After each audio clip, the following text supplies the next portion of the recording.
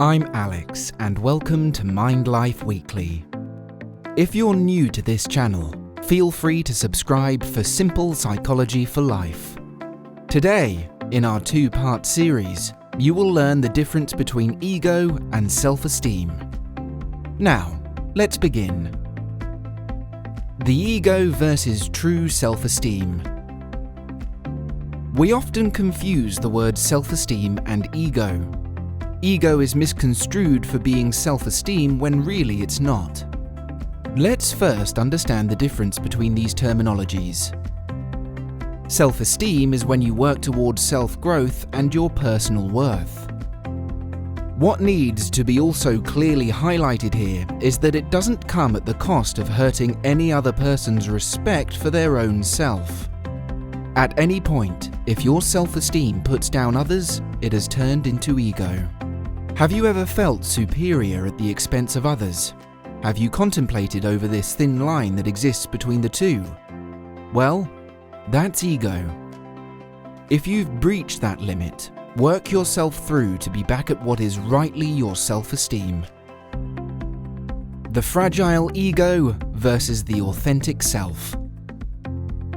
Being egotistical places a protective shell around you that safeguards your false sense of self.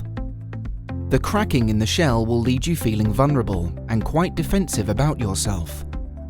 When someone finds fault in you, the shell will crack open because you feel attacked, causing you to react negatively towards the person. When your ego takes over, your false consciousness allows you to think your ego is a part of you, even though it's not. It's just a mask, and your true self is taking a back seat.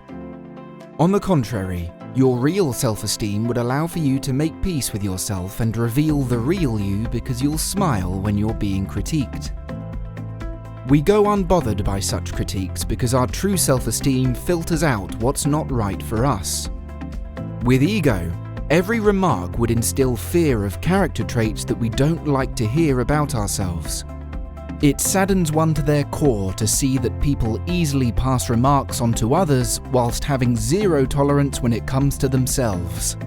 For example, a person who comments, "You're ugly," or "You don't belong here." This would tell a lot about their experiences of rejection, the need for acceptance, not matching the beauty standards of society with generations passing cultural, racial baggage. It brings light to how vital these things are to you, your family and friends, and how you have to hold these values because of the fear of standing apart.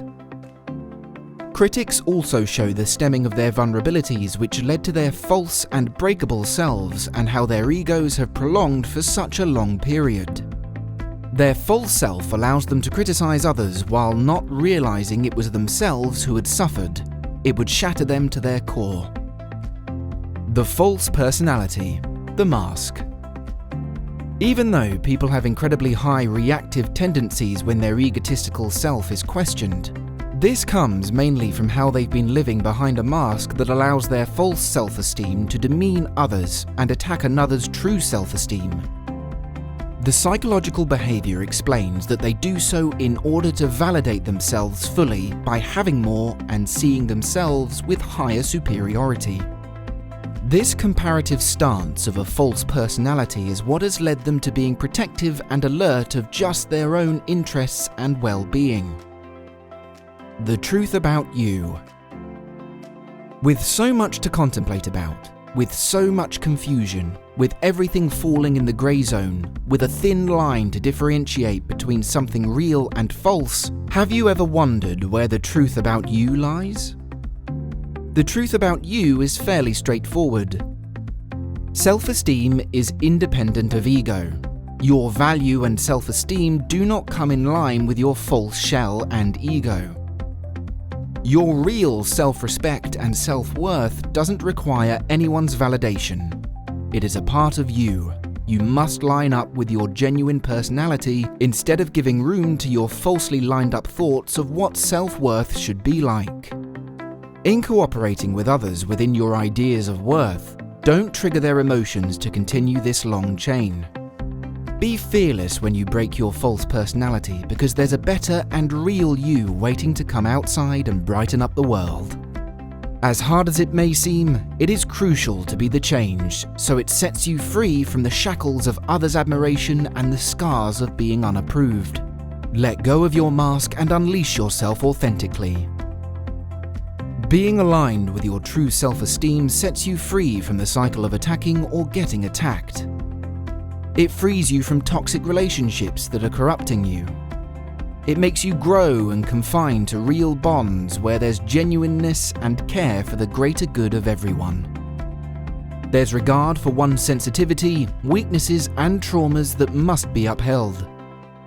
It makes you fearless of others' opinions and filters off things which discourage and dishearten you. People no longer flatter you to get their way across as you become clear and strong-headed. Self-belief makes its way to you. Your confidence is stabilized to help you be the best version of yourself. It allows you to leave behind negative experiences as you step forward towards a better future. You become more open as a person to fearlessly conquer your own world with your strengths and vulnerabilities out in the open. By understanding these principles, you're now able to clearly identify the true meaning of self-esteem and use that for a greater good. Achieving real self-esteem will not only assure your professional endeavors will increase exponentially, but your relationships with others close to you will be positively influenced too. Okay, that's about it from me. If you enjoyed this video, be sure to like and comment with your thoughts below. As always, thank you for watching Mind Life Weekly. Give us a thumbs up and be sure to subscribe, because part 2 of this self-esteem series is on the way.